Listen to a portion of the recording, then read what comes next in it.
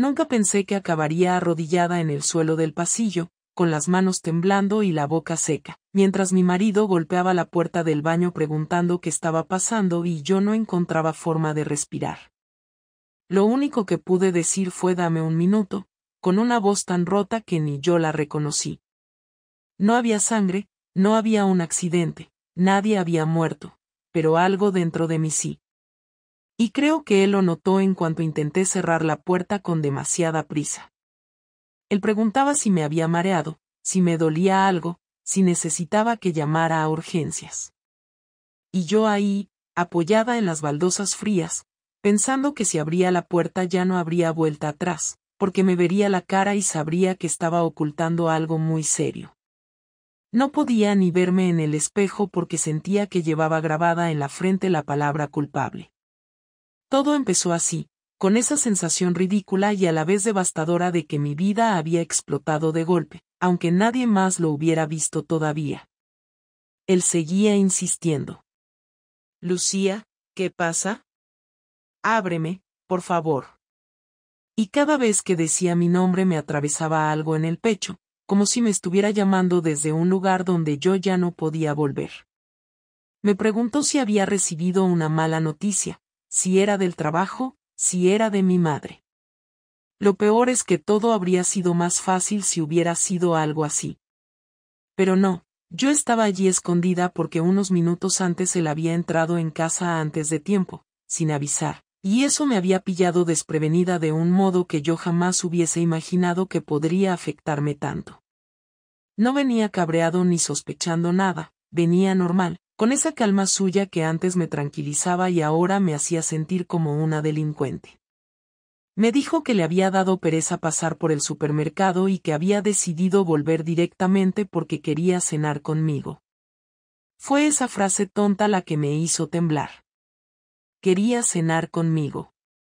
Y yo allí, sabiendo que llevaba semanas viviendo una doble vida que él ni sospechaba, y que cualquier mínimo detalle podía delatarme.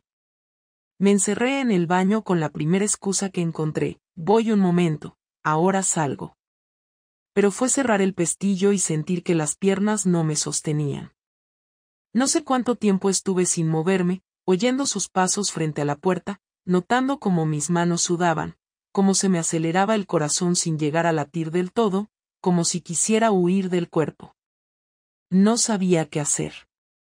No sabía si salir fingiendo normalidad, si inventarme un mareo, si llorar de verdad para justificar los ojos rojos. Me odié por todo, por esconderme, por no tener valor, por haber llegado a ese punto. Y al mismo tiempo me dio pánico imaginar lo que pasaría si él descubría la verdad. Siempre pensé que yo no era una persona capaz de hacer daño a nadie, mucho menos a él. Pero allí estaba, con el móvil apagado dentro del bolsillo porque no soportaba la idea de que vibrara en ese momento. Ni siquiera lo quería mirar, como si eso fuera lo que me había metido en este lío. Y no, no era el móvil.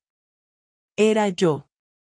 Cuando conseguí abrir la puerta, él me miró con una mezcla de preocupación y desconcierto.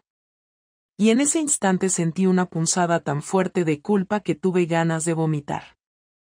Le dije que me había mareado y que necesitaba sentarme un momento. Me acompañó hasta el sofá, me trajo un vaso de agua y se quedó allí, mirándome como si estuviera intentando descifrarme. Me preguntó si había comido algo en mal estado, si me pasaba factura el estrés del trabajo, si estaba teniendo otra de mis bajadas de tensión. Intentó bromear un poco, como hace siempre para aligerar, pero no funcionó. Yo no podía ni sostenerle la mirada. Y creo que eso fue lo que empezó a levantarle una pequeña alarma interna, aunque él todavía no lo sabía. Mientras él hablaba, yo me quedé clavada en la forma en que me pasó la mano por la espalda, en ese gesto tan suyo, tan normal, tan cotidiano. Y me dolió. Porque ese gesto, que siempre había sido una muestra tranquila de cariño, ahora me atravesaba de una forma muy distinta. Era un recordatorio de todo lo que yo estaba traicionando. Y, al mismo tiempo, me generó un impulso extraño, una parte de mí quería que me abrazara, que me preguntara de nuevo qué me pasaba, que insistiera hasta que yo reventara y lo soltara todo. Pero él nunca ha sido de presionar, y eso siempre me gustó. Ahora, sin embargo, me estaba deshaciendo por dentro porque me habría venido bien que fuera un poco más invasivo, que me obligara a enfrentarme a algo que yo misma estaba evitando como si fuera fuego. Le dije que necesitaba una ducha rápida para despejarme. Fue otra excusa, claro. Me encerré otra vez, pero esta vez sin colapsar. Esta vez miré el espejo. Y fue peor. Me vi los ojos hinchados, la cara desencajada, el pelo pegado a la frente, y pensé que, si me veía así, él terminaría preguntando demasiado. Me lavé la cara varias veces y me dije que tenía que calmarme, que no podía perder el control cada vez que él apareciera sin preverlo. Era absurdo. Él era mi marido, no un inspector. Pero le tenía miedo. No a él como persona, sino a lo que podía pasar si un día le daba por hacer una pregunta concreta, en un momento concreto, y yo no supiera responder sin temblar. Cuando volví al salón, él estaba preparando algo de cena improvisada. Me miró de reojo, como si intentara evaluar si estaba mejor. Me preguntó si quería un vino o algo suave. Le dije que no, que prefería agua. Me senté enfrente, intentando no obsesionarme con cada palabra que decía, con cada silencio mío, con cada intento de él por que la noche fuera normal. Sentía que cualquier gesto podía traicionarme. Me resultaba surrealista que él estuviera tan tranquilo mientras yo estaba al borde de un ataque de pánico. Y lo peor de todo es que él no tenía culpa de nada. Era yo quien había cambiado. Yo quien había empezado a esquivarlo. Yo quien había dejado que mi cabeza se llenara de señales, de excusas, de impulsos que no sabía gestionar. No recuerdo todo lo que hablamos esa noche, pero sí recuerdo claramente el momento en que él me preguntó, sin darle importancia, ¿estás segura de que solo es cansancio? Y tardé demasiado en responder. Ese segundo de más, ese microsilencio, me quemó. Porque él lo notó. No dijo nada, no insistió, pero lo notó. Lo vi en la forma en que bajó la mirada hacia el plato y luego la volvió a subir hacia mí, sin decir palabra. Me preguntó si quería acostarme temprano. Yo dije que sí. Caminé hasta la habitación sintiéndome observada, aunque él no se había movido del sillón. Esa noche casi no dormí. Me di la vuelta 1000 veces, intentando no rozarlo demasiado, intentando no quedarme demasiado lejos tampoco. Cada vez que él respiraba profundo yo pensaba que quizá se había sospechado algo, que quizá no, que quizá era yo imaginándome todo porque la presión estaba empezando a poder conmigo. Y mientras escuchaba el ritmo tranquilo de su respiración, pensé en cómo habíamos llegado hasta ese punto, como una relación que había sido estable, rutinaria, normal, había empezado a agrietarse casi sin darme cuenta. Y no por algo grande o trágico, sino por pequeños detalles que se fueron acumulando. Cosas que no deberían haber importado tanto, pero que, juntas, comenzaron a abrir huecos por donde se coló todo lo demás.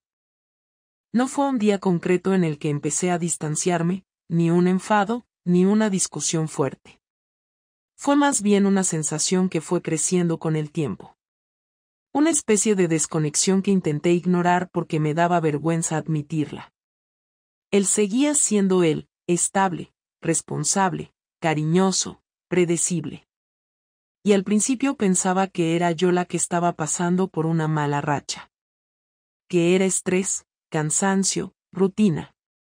Pero incluso cuando intentaba compensarlo, cuando me obligaba a acercarme más, a involucrarme más, algo dentro de mí se encogía. Como si ya no encajara del todo ahí, aunque quisiera hacerlo. Como si una parte de mí estuviera buscando aire en otro sitio y me daba miedo reconocerlo. Esa noche, mientras escuchaba a mi marido dormir, supe que lo que estaba escondiendo iba a explotar tarde o temprano. Y aunque todavía no había pasado nada definitivo, no en ese momento, no aún, yo ya había cruzado líneas internas. Y él no lo sabía, pero yo sí. Y eso era suficiente para hacer que me sintiera como una impostora en mi propia vida. Y lo peor es que todavía no entendía del todo por qué. Solo sabía que algo dentro de mí había empezado a moverse, y que no iba a parar. Cuando pienso en cómo empezó todo, no encuentro un único día que pudiera señalar como el momento exacto en el que crucé la línea, pero sí recuerdo perfectamente la primera vez que sentí que alguien me miraba de una forma que me removió algo que llevaba mucho tiempo dormido. No fue un flechazo, ni una búsqueda consciente, ni un capricho repentino. Fue algo más lento, casi imperceptible al principio, como una sensación pequeña que se instaló en mí sin pedir permiso y que, en lugar de desaparecer, fue creciendo cada vez que intentaba ignorarla. Él se llamaba Sergio, trabajaba en otra sección de mi oficina y apenas habíamos intercambiado 2 frases en meses. Pero sus comentarios siempre tenían ese tono entre cercano y atrevido que yo había aprendido a esquivar porque sabía que podía meterme en problemas si les daba demasiada importancia. Al principio me lo tomaba con humor, como si no fuera conmigo, pero cada vez que él se acercaba, notaba que mi reacción no era tan neutral como pretendía. Recuerdo un día concreto porque fue la primera vez que me vi obligada a reconocer, aunque fuera solo para mí, que algo estaba cambiando. Estábamos saliendo todos de una reunión aburrida y él se ofreció a ayudarme a cargar unas carpetas que ni siquiera eran tantas. Le dije que no hacía falta, pero él insistió. En el ascensor se quedó callado unos segundos, mirándome como si quisiera buscar algo en mi cara, y me dijo: pareces cansada, Lucía, deberías cuidarte un poco más. Era una frase inocente, pero la forma en la que la dijo me dejó descolocada. No era la típica preocupación profesional, era algo más personal, algo que interpreté como un interés que no tendría que haberme afectado, y aún así, cuando llegué a casa esa tarde, me pillé recordando su tono exacto. Me enfadé conmigo misma por eso, porque sabía que no tenía ningún sentido darle vueltas, pero también sabía que no lo estaba haciendo por accidente. Y lo peor es que, al día siguiente, una parte de mí estaba más pendiente de él de lo que quería admitir. No fue algo inmediato ni escandaloso, pero empezó a repetirse. Miradas, comentarios suaves, pequeñas atenciones que en cualquier otra situación habrían pasado desapercibidas. Y yo hacía como que no las notaba, aunque por dentro sí lo estaba haciendo. Él tenía una manera de hablar que me dejaba en una especie de tensión rara, como si estuviera esperando que yo reaccionara de una forma que yo misma sabía que no debía permitir. Y aún así, cada vez que él entraba en la sala, yo me ponía más recta, o me acomodaba el pelo, o le respondía con un tono más cálido del que usaba con los demás. Empecé a vigilarme porque me daba miedo que alguien se diera cuenta de cómo me cambiaba la postura cuando él estaba cerca. Y al mismo tiempo, me molestaba que él pareciera notar mi incomodidad y la usara para acercarse un poco más.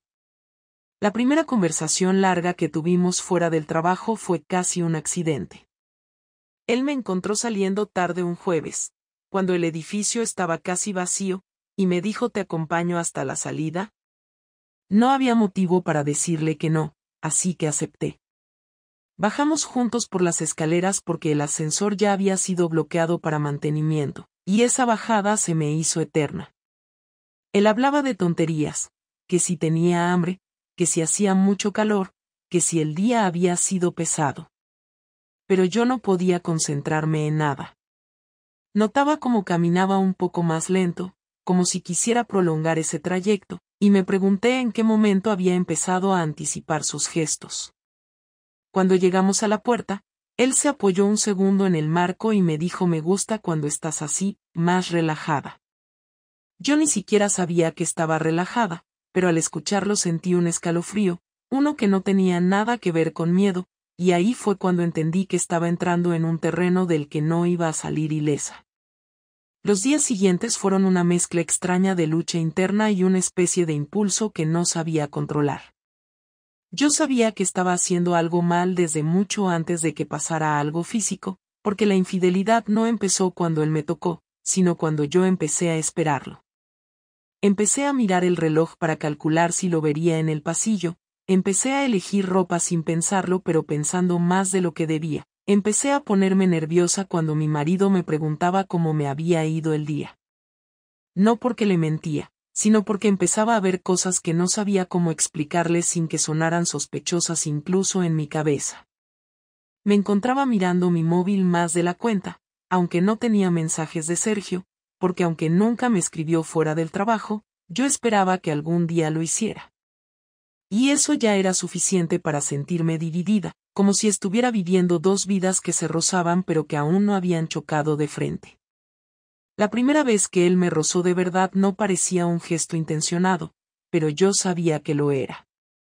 Estábamos revisando unos documentos en una sala pequeña y él se acercó demasiado por detrás, lo justo para que su brazo tocara el mío. No dijo nada, solo continuó señalando algo en el papel, pero su respiración estaba tan cerca de mi cuello que tuve que contener la mía para no delatarme. Cuando terminé de revisar el informe, me alejé un paso rápido, como si pudiera borrar lo que acababa de sentir solo cambiando de lugar. Él se dio cuenta, claro, y lo único que dijo fue tranquila, no muerdo, Lucía. Y ahí sí, me giré con una mezcla de vergüenza y enojo, intentando mantener la compostura. No hace falta que digas esas cosas, le solté, pero me salió en un tono que me delató. Él sonrió, no de manera arrogante, sino como alguien que sabe que ha obtenido una reacción que estaba buscando. Perdona, no quería incomodarte, respondió, y se fue como si nada. Pero a mí ese instante me persiguió todo el día. Lo que de verdad precipitó todo fue un mensaje que no tenía nada de provocador. Un día, muy tarde, él me escribió por el chat interno de la empresa. ¿Ya has salido? Está cayendo una tormenta horrible. No era un comentario inapropiado, era algo que cualquiera podría decir, pero que viniera de él hizo que mi cuerpo reaccionara como si hubiera escrito algo completamente diferente.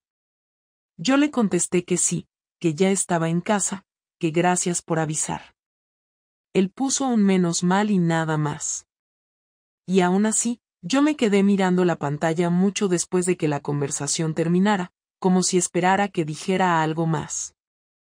Y eso fue lo que me hizo entender que estaba perdida, porque si un simple menos mal me removía de esa forma, significaba que llevaba demasiado tiempo conteniéndome. El día en que finalmente ocurrió algo concreto fue tan común que todavía me sorprende. No había tensión acumulada en el ambiente, no había una excusa extraordinaria, no había una situación calculada. Fue un viernes cualquiera, casi a última hora, cuando la oficina estaba medio vacía porque muchos se habían ido antes. Yo estaba imprimiendo unos documentos cuando él entró en la sala de copias. Me dijo: hoy tienes la mirada rara, y yo, sin saber qué responder, solo solté un ha sido una semana larga. Él se acercó, no tanto como para invadirme descaradamente, pero lo suficiente como para que yo notara que no tenía salida fácil si retrocedía. Si necesitas hablar, te escucho, me dijo, y aunque sabía que no era un ofrecimiento inocente, sonó tan sincero que me debilitó. No sé en qué segundo exacto ocurrió, pero de repente estábamos demasiado cerca. Yo no di un paso hacia él, pero tampoco retrocedí cuando él lo dio hacia mí. No hubo beso al principio, ni palabras atrevidas, ni caricias descaradas. Solo un silencio intenso entre los dos, un silencio que me dejó sin aire porque sentí que ese era el punto de no retorno. Él levantó la mano lentamente, como esperando que yo lo detuviera, pero yo no hice nada. Me tocó la mandíbula con los dedos, despacio, observando si yo reaccionaba. Y reaccioné, pero no para alejarme. Levanté la cara un poco y en ese instante él lo entendió. Me besó sin violencia, sin urgencia, como alguien que ha estado esperando la señal exacta. Y yo le devolví el beso, no por impulso físico, sino por todo lo que llevaba retenido desde hacía semanas. Ese primer beso no fue apasionado, no fue torpe, no fue rápido. Fue demasiado controlado, demasiado consciente, y creo que por eso me impactó tanto. Porque no fue un error, fue una decisión. Cuando nos separamos, apenas unos centímetros, él me miró como si estuviera preguntándome si había marcha atrás. Y yo, que debería haber dado media vuelta y salir corriendo, me quedé allí sin moverme, esperando que él diera otro paso. Y lo dio. Me volvió a besar, esta vez más seguro, y yo correspondí como si llevara meses preparándome para ese momento. Salí de la sala minutos después con el pulso acelerado, con las manos temblando y con la certeza de que había cruzado una frontera que no sabía cómo revertir. En el ascensor, mientras bajaba, tuve que cerrar los ojos para no pensar en lo que acababa de hacer, pero era inútil. No podía borrar la sensación de su boca, ni la de sus manos, ni el modo en que me había mirado justo después. Y lo peor de todo es que, aunque estaba aterrada, también estaba viva de una manera que no había sentido en mucho tiempo. En el trayecto de vuelta a casa, intenté convencerme de que podía dejarlo ahí, que no tenía por qué repetirse, que había sido un desliz que podía enterrar si actuaba rápido. Pero en el fondo de mi pecho ya estaba esa otra voz, la que me decía que no iba a acabar ahí, que había abierto una puerta que no era capaz de cerrar. Y lo supe del todo cuando llegué a casa, vi a mi marido preparando la cena, y sentí como la culpa me atravesaba, al mismo tiempo que una parte de mí aún llevaba el recuerdo caliente de lo que había pasado apenas una hora antes. El día que mi marido descubrió todo no fue uno de esos momentos cargados de señales obvias, ni ocurrió por un objeto fuera de lugar, ni por un mensaje en un móvil, ni por una conversación escuchada a medias. Fue algo distinto, algo que no habría podido anticipar ni aunque me hubieran dado 1000 pistas. Y quizá por eso me golpeó con tanta fuerza. Yo estaba convencida de que tenía todo bajo control, que mis movimientos eran prudentes, que si algún día esto se rompía sería porque yo misma no soportaría más la presión. Pero nunca imaginé que sería él quien, sin proponérselo, desmontaría por completo mi fachada en cuestión de minutos. Y lo peor de todo es que no fue por mis actos físicos, sino por algo mucho más íntimo, algo que yo llevaba semanas intentando enterrar sin éxito. Todo empezó una tarde en la que él llegó a casa con un cansancio que se le notaba hasta en la forma de dejar las llaves en el mueble de la entrada. Me llamó desde el pasillo, sin tono sospechoso ni intención rara, solo el saludo habitual. Yo estaba en el salón, con el ordenador portátil encima de las rodillas, revisando unos correos que no tenían nada de urgente, pero necesitaba parecer ocupada para no tener que interactuar demasiado. Llevaba días sintiendo que mi distancia se había vuelto evidente y que cualquier gesto un poco más amable de él me hacía sentir más expuesta. Estaba nerviosa, sin motivo concreto, solo un nudo en el estómago que me acompañaba cada vez que me imaginaba que él se acercaba demasiado. Esa tarde él venía de trabajar, así que supuse que se daría una ducha, se pondría cómodo y se sentaría conmigo como siempre. Pero no lo hizo. En lugar de eso, vino directo hacia donde yo estaba, se inclinó para darme un beso en la mejilla y me dijo: «Hueles distinto». Esa frase me congeló. No porque trajera la intención de acusar, sino porque era verdad. Ese día había usado un gel de ducha que no solía usar, uno que había en la oficina para los que se quedaban hasta tarde. No tenía nada que ver con Sergio, pero el hecho de que él notara algo tan mínimo me dejó rígida. Él no dijo nada más, solo se rió suavemente y añadió: «No sé, te noto algo rara estos días, como ausente». Y ahí fue donde empecé a sentir que el aire se volvía demasiado pesado. Me levanté del sofá como si necesitara moverme para escaparme de ese comentario. Él me siguió con la mirada, no estaba enfadado, solo confundido. Me preguntó si todo iba bien en el trabajo. Le dije que sí.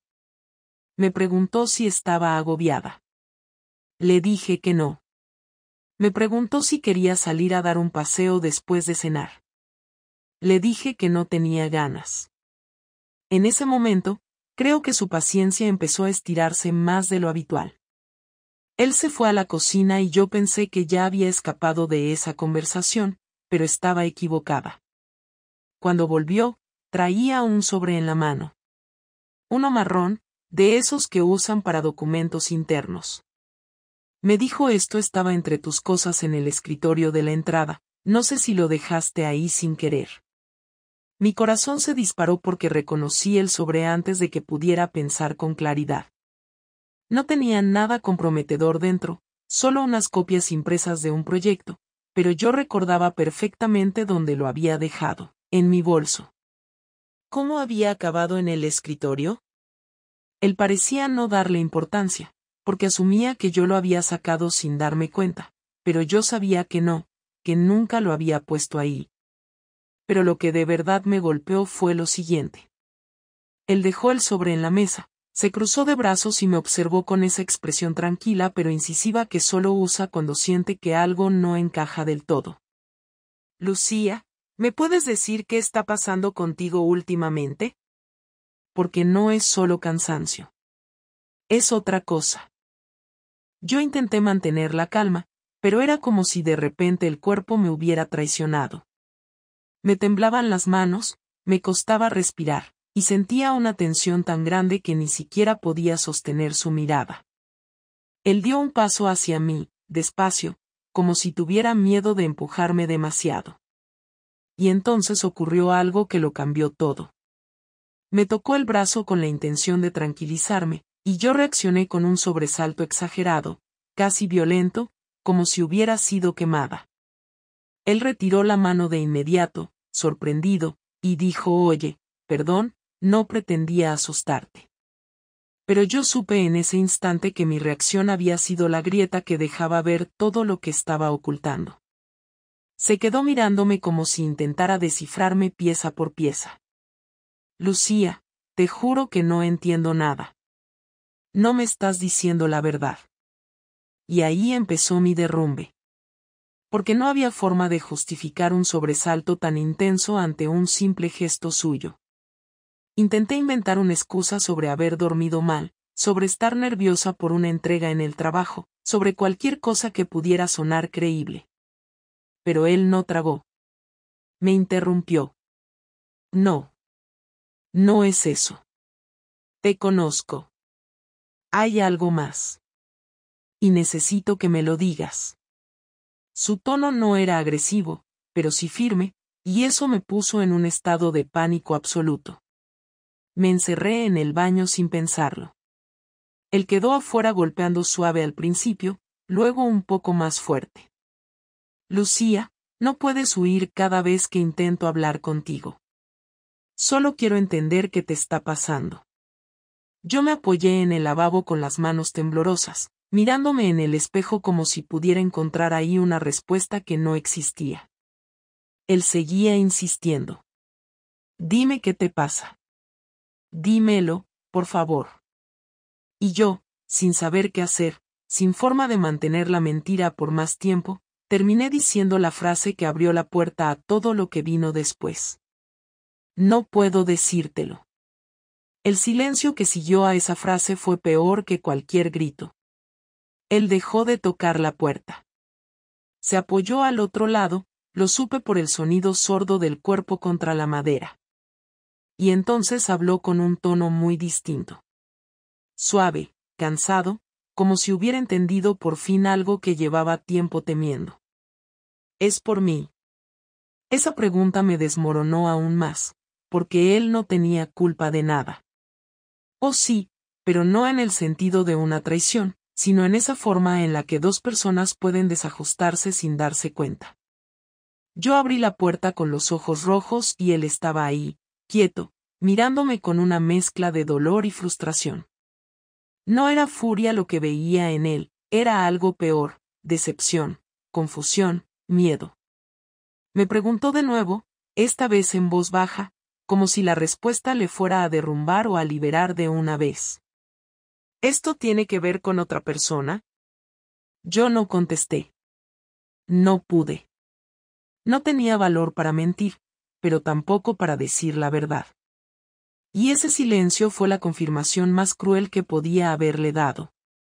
Él se llevó las manos a la cabeza y empezó a caminar por el pasillo, como si necesitara moverse para no quebrarse. «No me lo puedo creer. No me lo puedo creer, Lucía. Dime que no. Dímelo. Dime algo». Su voz subía y bajaba, no de rabia, sino de desesperación. Y yo allí, sin poder articular nada, sintiendo como su mundo se caía por mi culpa.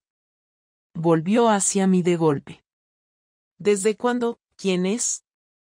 Yo retrocedí un paso, no porque quisiera esconderme, sino porque su dolor era tan evidente que me daba vergüenza mirarlo a los ojos. Él acercó su cara a la mía, pero no para intimidarme, sino buscando una explicación como si pudiera leerla en mi piel. Por favor. Te lo pido por favor. No me dejes en este vacío. Me quedé callada demasiado tiempo. Y él entendió que ya no había nada que proteger. Me dijo algo que me cortó la respiración, lo sabía. No sabía el qué, pero sabía que te había perdido. No gritó, no golpeó nada, no insultó. Solo dejó caer esa frase como si con ella renunciara a cualquier intento de seguir sosteniendo lo que éramos. Yo intenté acercarme, no para justificarme, sino porque ver su cara me dolía más que mi propia culpa. Pero él dio un paso atrás. No me toques, me dijo, con una calma insoportablemente fría. Se pasó las manos por la cara, respiró hondo y añadió: quiero saberlo todo. Pero no hoy. No puedo escucharlo ahora. Me voy a dar una vuelta. Agarró las llaves y salió sin mirar atrás. Cuando escuché la puerta cerrarse, sentí que el suelo se me iba. No porque se hubiera ido, sino porque ya no podía mantener la mentira ni un minuto más. Él lo sabía. No los detalles, no el nombre, no el alcance, pero sabía que había alguien más. Sabía que yo ya no era suya en la forma en que lo había sido siempre. Y su cara, antes de irse, fue la prueba más brutal de que el descubrimiento más doloroso no viene de una prueba física, sino de un gesto imposible de controlar, de un reflejo, de un temblor, de un silencio. Esa noche supe que el daño ya estaba hecho, incluso antes de que él conociera los detalles. Porque cuando un marido mira a su esposa y reconoce en sus ojos a alguien que ya no le pertenece, no hace falta evidencia. Él lo vio en mí. Y yo no tuve cómo negarlo. Cuando él volvió a casa aquella noche, yo llevaba más de 2 horas dando vueltas por el salón sin conseguir sentarme ni un minuto seguido. Cada sonido me sobresaltaba, cada sombra me parecía él entrando antes de tiempo, cada pensamiento me llevaba al mismo punto, no había manera de suavizar lo que venía. Su silencio al marcharse ya había sido bastante claro, pero el que traía al volver era aún más devastador. Abrió la puerta despacio, con esa calma que no tiene nada que ver con la paz, sino con el esfuerzo por no derrumbarse delante de otra persona. Ni siquiera se quitó los zapatos. Se quedó en el umbral del pasillo mirándome, sin moverse, como si estuviera evaluando si tenía fuerzas suficientes para escuchar mi voz. Yo intenté acercarme, pero él levantó una mano en el aire, un gesto pequeño que me dejó clavada en el sitio. Si me vas a mentir, prefiero que no digas nada, fueron sus primeras palabras, y me dejaron sin aire. No gritaba. Eso era lo peor. Hablaba con un cansancio que nunca le había conocido. Me quedé tan quieta que me dolía la mandíbula de apretar los dientes. Él avanzó unos pasos y se apoyó en la mesa del comedor, como si necesitara algo firme para seguir de pie. Me miró con esa mezcla entre incredulidad y dolor que ya había visto antes, pero ahora era más cruda, más directa, más personal. Quiero que me mires y me digas la verdad. Toda. No quiero detalles morbosos ni quiero que me trates como a un idiota. Solo dime lo que necesito saber. Sentí que el pecho se me comprimía. Tragué saliva y apenas salió un hilo de voz. Sí, hay otra persona. Él cerró los ojos un instante. No como quien se resigna, sino como quien recibe un golpe que ya esperaba pero que aún así duele más de lo calculado. Abrió los ojos de nuevo y me preguntó, sin moverse un milímetro. ¿Desde cuándo? Intenté responder, pero las palabras se me atascaban porque sabía que todo lo que dijera iba a sonar insuficiente, tibio, o directamente falso. Finalmente, logré articular. No tanto tiempo, pero lo suficiente para que me sienta culpable cada día. ¿Culpable o arrepentida?, preguntó, sin pestañear.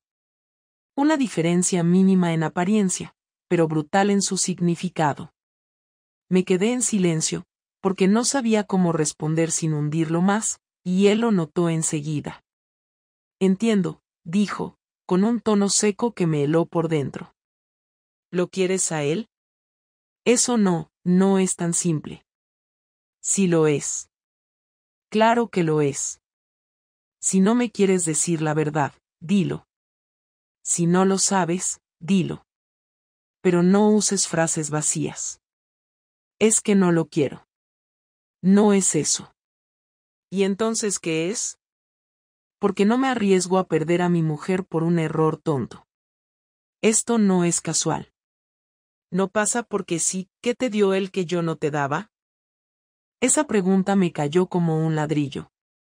No porque la respuesta fuera sencilla, sino porque cualquiera que dijera iba a cortar algo entre nosotros. Él tenía los ojos rojos, pero no por lágrimas, sino por rabia contenida, una rabia que no sabía cómo dirigir, porque no estaba acostumbrado a odiar ni a gritar ni a lanzar reproches. Él siempre había sido el más calmado de los dos, y enfrentarlo así, al borde del desmoronamiento, me hacía ver la magnitud exacta del daño que yo había provocado. No te faltaba nada, dije. Tú no hiciste nada mal. Se rió sin humor, una risa amarga y corta. Pues entonces explícame cómo carajo se llega de, no hiciste nada mal, a esto. Esto lo escupió como si la palabra quemara. Yo me senté porque las piernas me temblaban, pero él no se movió de su sitio. Tenía las manos apoyadas en la mesa, rígidas, marcando los nudillos. Me animé a decir algo que llevaba semanas tragándome. Me empecé a sentir desconectada, sin saber por qué. No fue él al principio.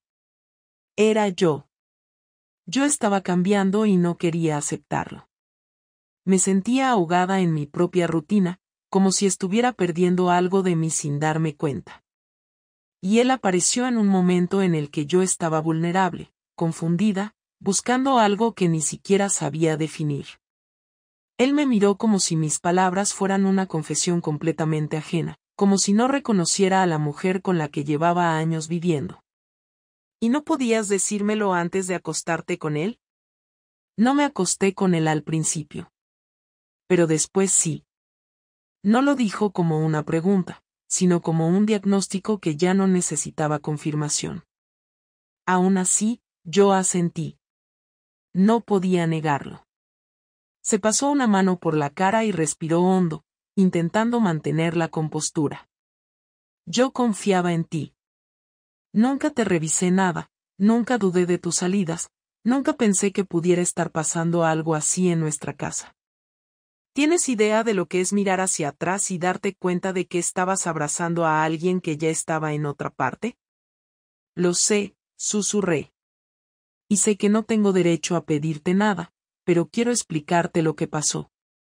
Quiero que lo expliques, dijo él, mirándome fijamente. Pero quiero que lo hagas sin rodeos. ¿Qué pasó exactamente? Ahí vino lo que más me costó decir. Porque ponerlo en palabras era revivirlo y, al mismo tiempo, destruir la poca dignidad que nos quedaba en ese instante. Le conté lo básico, como empezó con una tensión suave, como yo la alimenté sin querer admitirlo, como los silencios entre nosotros se volvieron demasiado visibles, como un día ya no supe separar lo que deseaba de lo que debía hacer. Mientras hablaba, él no dijo ni una palabra. Solo escuchaba, pero esa forma de escuchar era más dura que cualquier discusión. Había en él una rigidez nueva, una reserva que yo jamás le había visto. Cuando terminé, él se quedó en silencio un rato largo. Tan largo que pensé que iba a marcharse otra vez. Pero no. Se acercó despacio, no para tocarme, sino para mirarme desde más cerca, como quien necesita ver de nuevo la cara de alguien que ya no reconoce del todo. ¿Planeabais veros otra vez?, preguntó. No lo sé, dije con absoluta sinceridad. Después de que tú empezaras a sospechar, dejé de pensar en el futuro con él. Solo quería esconder todo, fingir normalidad, volver a respirar sin miedo. Pero no sé si habría sido capaz de parar del todo si no pasaba algo como esto. Eso significa que sí, respondió él. Que si yo no lo descubro, sigues.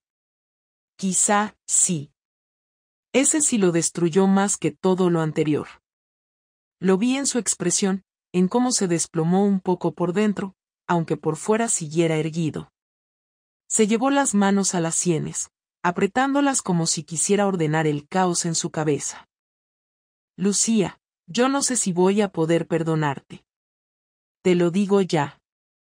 No sé si voy a poder dormir contigo en la misma cama. No sé si voy a poder mirarte sin recordar cada cosa que me acabas de contar.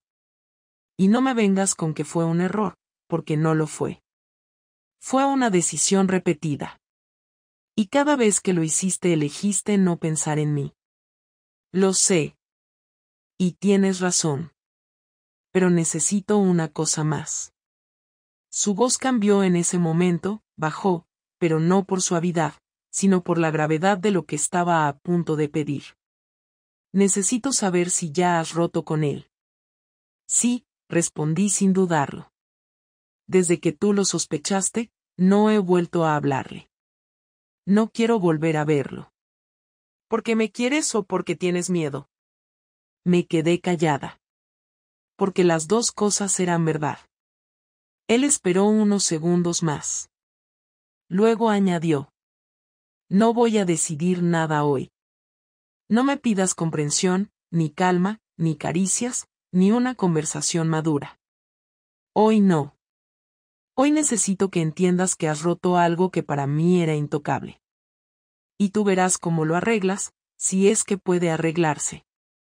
Se apartó, caminó hacia la puerta del dormitorio y antes de cerrarla dijo, a partir de hoy, duermo solo. Cerró la puerta sin un portazo, sin dramatismo. Esa simple acción fue el final de nuestra vida tal como la conocíamos. No hubo gritos, no hubo objetos lanzados, no hubo lágrimas de su parte. Solo una frialdad precisa, contundente, que hizo más daño que cualquier bofetada. Y yo me quedé en medio del comedor, sintiendo que lo que había pasado entre nosotros ese día no había sido solo una confrontación. Había sido la fractura definitiva de un matrimonio que, aunque aún seguía en pie, ya tenía una grieta tan profunda que no sabía si algún día podríamos cruzarla juntos. La mañana siguiente a la confrontación fue la primera en años en la que desperté sin escuchar su respiración a mi lado. La puerta del dormitorio seguía cerrada y no sabía si él estaba despierto o no, pero lo que sí sabía era que la distancia entre nosotros ya no era solo emocional, ahora también era física, medible, brutal. Bajé a la cocina con la sensación de caminar en una casa ajena, como si cada objeto me señalara, como si todo me recordara que yo ya no encajaba en ese espacio de la misma manera. Él salió del dormitorio unos minutos después, vestido, peinado y con la mochila del trabajo colgando del hombro. No me miró. No saludó. No hizo ruido al caminar. Fue como ver a un desconocido que solo compartía mi mismo techo. Cuando se puso las zapatillas, abrió la boca para decir algo, pero dudó. Finalmente, habló sin girarse hacia mí. Necesito tiempo. No me escribas. No me llames. No me preguntes nada hoy. Quise responder, pero no me dio oportunidad. Salió y cerró la puerta con esa frialdad que ya no necesitaba gritos para doler. Esa fue la primera señal de que su forma de vengarse no iba a ser violenta ni impulsiva. Iba a ser meticulosa, calculada, dirigida al centro exacto donde sabía que me rompería. A media mañana recibí el primer golpe. Una compañera de trabajo me escribió por WhatsApp, ¿todo bien? Tu marido me ha mandado un correo muy raro. Sentí hielo en el estómago. No quise preguntar nada por mensaje, así que llamé directamente. Ella tardó en atender y cuando lo hizo tenía un tono tenso. Lucía, no sé qué ha pasado, pero tu marido ha enviado un correo al departamento explicando que necesita que no te dejemos asumir proyectos adicionales porque estás pasando por un proceso personal delicado. Lo ha enviado a la jefa, al subdirector y a recursos humanos. Me apoyé en el borde de la mesa para no caerme. No por el contenido del correo, sino por lo que significaba. Él estaba empezando a exponerme, pero lo hacía disfrazándolo de preocupación, como si yo fuera incapaz de gestionar mi carga laboral. Para cualquiera que lo leyera, sonaría como un marido atento. Pero yo sabía que era un aviso. Sabía que buscaba hacerme sentir controlada, infantilizada, vigilada. Y funcionó. Porque iba directo a una parte de mí que siempre había sido muy sensible, mi autonomía. Le dije a mi compañera que hablaría con la jefa y colgué. Intenté respirar. Fui a mi supervisora y le expliqué que todo había sido un malentendido, que yo estaba perfectamente. Ella me escuchó con una mezcla de incomodidad y sospecha, porque nadie quiere mediar en un conflicto de pareja que se cuela por la puerta del trabajo. Me dijo que no pasaba nada, que lo ignoraría, pero el daño ya estaba hecho. Toda la planta sabía que algo pasaba en mi casa. Justo lo que él quería. A mediodía llegó el segundo golpe, más directo todavía. Mi madre me llamó llorando, alarmada. ¿Por qué no me dijiste que estabais mal? Acabo de hablar con él. Sentí que la cabeza me zumbaba. ¿Qué te ha dicho?, pregunté, casi sin voz. Que estás atravesando una crisis muy fuerte, que no te reconoce, que no sabe cómo ayudarte, que teme que estés tomando malas decisiones. Lucía, hija, ¿qué está pasando? Me hundí en el sofá. No podía gritar, no podía llorar, no podía decir la verdad. Solo podía sentir cómo él estaba moviendo piezas a mi alrededor, una por una, hasta dejarme sin espacio para defenderme. Lo peor era que no había dicho ni una sola mentira concreta. Todo eran insinuaciones, y las insinuaciones eran más destructivas que cualquier acusación directa. Porque construían una narrativa donde yo era la inestable, la que se estaba perdiendo, la que necesitaba ser controlada para no desmoronarse. Y él, la figura paciente que intentaba sostenerme. La venganza estaba empezando a tomar una forma lenta y precisa. Una forma que solo el que te conoce tan profundamente es capaz de ejecutar. Por la tarde, cuando él volvió a casa, yo estaba esperando en la cocina, decidida a hablar.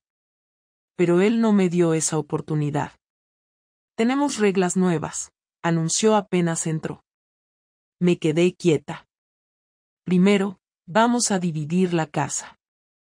Yo duermo en el dormitorio, tú en la habitación de invitados.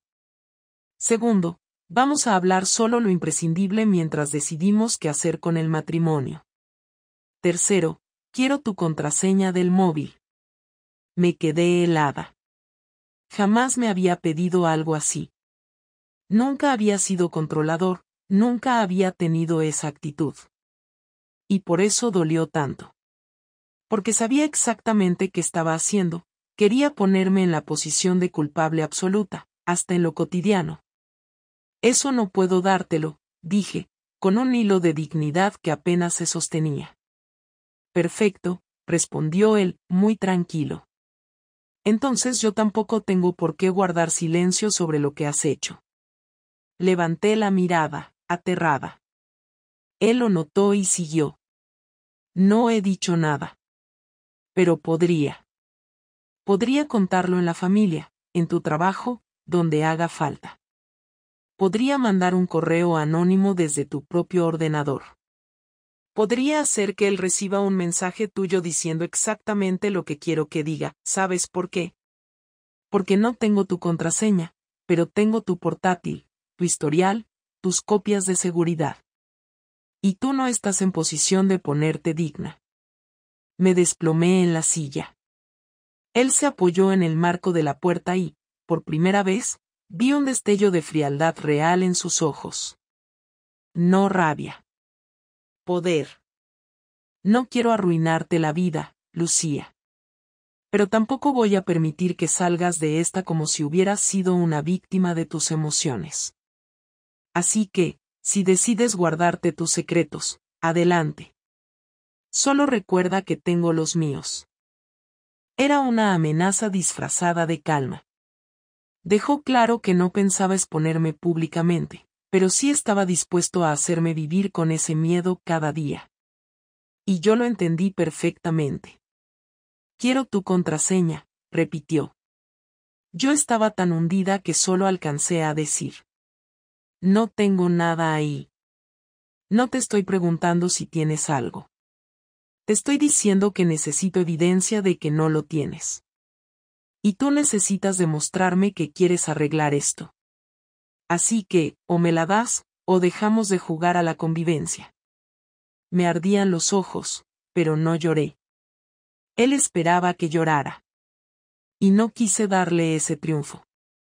Está bien, murmuré. Y se la di.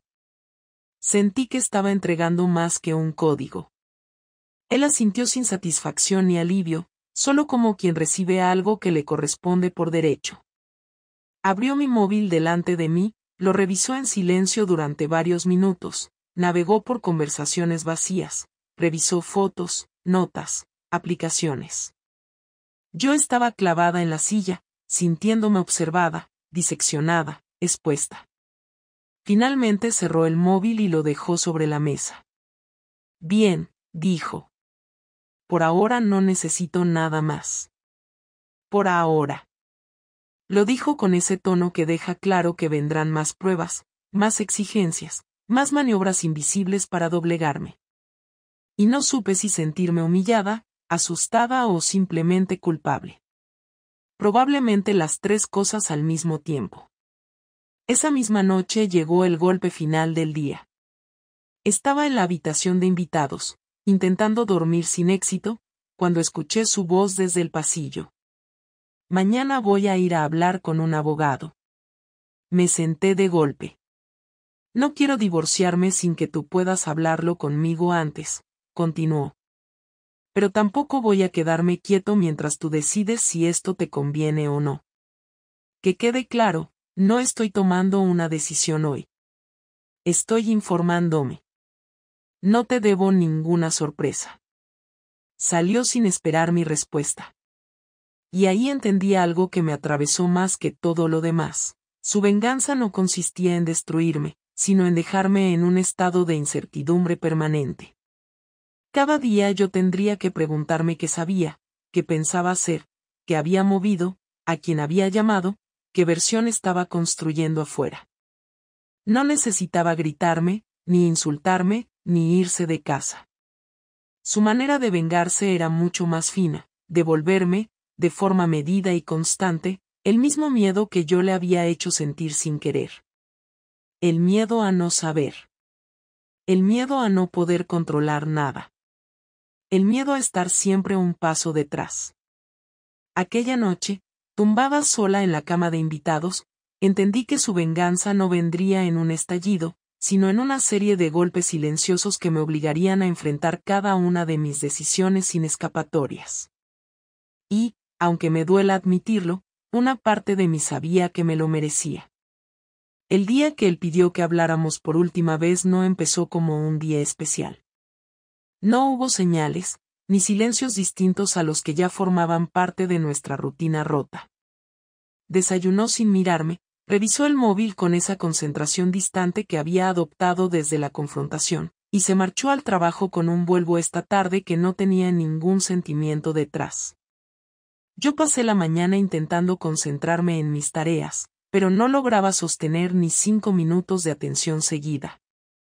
Había vivido semanas con un nudo constante en el pecho, con la sensación de caminar sobre un suelo que podía abrirse bajo mis pies en cualquier momento, y aunque una parte de mí ya quería acabar con esa incertidumbre, otra parte temblaba ante la idea de que él tomara una decisión definitiva. Lo que no sabía era que él también estaba viviendo su propio proceso, uno del que yo no era consciente porque había dejado de incluirme en su mundo interior. Volvió a casa antes de lo habitual. Escuché la puerta y el sonido de sus llaves en el mueble de entrada. Normalmente se encerraba en el dormitorio sin decir palabra, pero esta vez avanzó hasta el salón y se quedó allí de pie, mirándome como quien observa un objeto que intenta recordar si alguna vez le perteneció de verdad. Yo estaba en el sofá, con el portátil apagado frente a mí porque no había podido concentrarme en nada. En cuanto lo vi supe que esa conversación iba a ser distinta. Él no tenía la cara tensa ni irritada, pero sí tenía una expresión que me dio miedo, la de alguien que ya ha tomado una decisión y solo está buscando la forma correcta de decirla sin destruir a la otra persona más de lo necesario. Tenemos que hablar, dijo. No era una frase agresiva, era más bien el cierre de un ciclo. Me incorporé despacio, intentando que no se notara lo mucho que me temblaban las manos. Él se sentó enfrente de mí, no al lado, ni a la distancia mínima para suavizar la frialdad. Era una separación calculada. Se apoyó en las rodillas con los codos, entrelazó los dedos y se quedó unos segundos en silencio antes de comenzar. Llevo pensando todo este tiempo en qué quiero hacer contigo. En qué quiero hacer con nosotros. Yo abrí la boca para hablar, pero él levantó la mano muy suavemente, pidiendo que lo dejara terminar. No me interrumpas, por favor. Esta es la única vez que voy a poder decirte todo sin estallar ni sin callarme algo. Tragué saliva y asentí. Él respiró hondo, como si necesitara llenarse de aire para sostener sus propias palabras.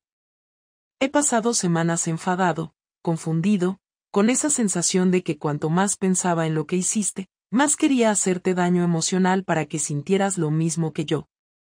Y sé que lo he hecho. Lo hice a propósito. Quería que sintieras lo que es vivir sin control, con miedo a perderlo todo. No lo dijo con orgullo ni buscando herirme.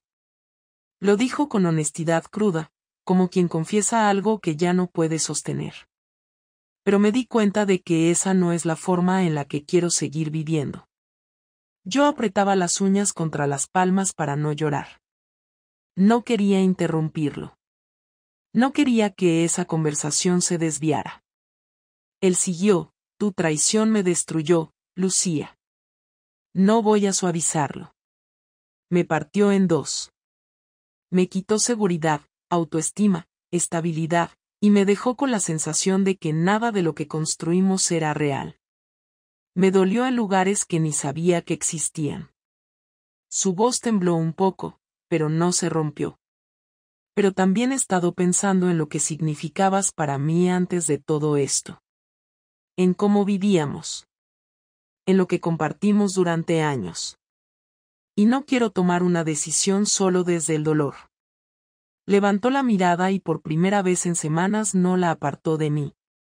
Quiero escucharte. De verdad. No lo que pasó con él, eso ya lo sé. Quiero saber qué quieres tú conmigo ahora. La pregunta me cayó encima como un peso que llevaba semanas esperando y temiendo al mismo tiempo. Mis labios estaban secos, la garganta cerrada. Me costaba hasta respirar. Pero no podía evadirlo. No ahora. Quiero arreglarlo, dije, y mi voz sonó más débil de lo que quería. Quiero recuperar lo que teníamos. Quiero volver a ser una pareja contigo. Quiero que podamos mirarnos sin miedo. Quiero que confíes en mí otra vez, aunque sé que es casi imposible pedirlo. Él bajó la mirada un segundo. ¿Y por qué? Por amor, por culpa, por miedo a soltar algo que te da estabilidad. Por amor, respondí. No lo dije como excusa, lo dije porque era la verdad que me quedaba después del caos. Sé que fallé. Sé que te hice daño de la peor manera. Pero también sé que te quiero y que no quiero una vida donde tú no estés. Él apoyó la espalda en el sofá y se quedó un rato observando el techo, como si necesitara procesar mis palabras o compararlas con todo lo que había sentido últimamente. Yo también te quería, dijo. Y esa frase en pasado me atravesó. No sé si puedo conjugar ese verbo en presente ahora mismo. Pero sí sé que todavía me importa lo que te pase. Me importa si lloras, si duermes, si comes, si estás bien. Giró la cabeza hacia mí. Y eso significa que algo sigue ahí. Pero no sé si es suficiente. Me incliné hacia él sin pensar, pero él reculó apenas 1 centímetro, no por odio, sino por cautela. Necesito entender una cosa más, dijo. ¿Por qué volviste a casa después de todo? ¿Por qué no te fuiste con él cuando todavía estabas envuelta en esa emoción que te nublaba? Lo pensé unos segundos. Sentía que cualquier respuesta podía ser malinterpretada, pero también sabía que tenía que decir la verdad. Porque no era amor. Era un escape. Una fuerza momentánea que me confundió. Contigo sí hay vida, rutina, familia, cosas reales que importan. Con él era solo, una forma de sentir algo en un momento donde estaba perdida. Él asintió lentamente, como quien recibe un dato que ya sospechaba. Vale. Entonces creo que ya puedo decirte lo que he decidido. El silencio se volvió denso. Yo sentí como mi corazón latía tan fuerte que parecía llenar la habitación. No quiero divorciarme. No todavía, dijo. Cerré los ojos sin poder evitar que se me escapara el aire en un suspiro que llevaba semanas reteniendo. Pero tampoco vamos a volver a ser pareja de inmediato. No voy a fingir que puedo dormir contigo mañana, ni que puedo abrazarte sin que me duela. Necesito reconstruirme. Y tú también necesitas hacerlo. Vamos a vivir en esta casa un tiempo más, pero en habitaciones separadas. Vamos a establecer reglas. Y si en unos meses vemos que esto no avanza, que seguimos dañándonos, entonces hablaremos del divorcio de manera adulta. Yo asentí, mordiéndome la lengua para no romper a llorar. Pero mientras tanto, quiero que sepas que te estoy dando algo enorme, una oportunidad. No una absolución. No una confianza plena. Una oportunidad para ver qué queda de nosotros cuando el dolor empiece a bajar. Sus palabras entraron en mí como un alivio y un golpe al mismo tiempo. Y ahora quiero escucharte decir algo más, añadió. ¿Qué has aprendido de todo esto?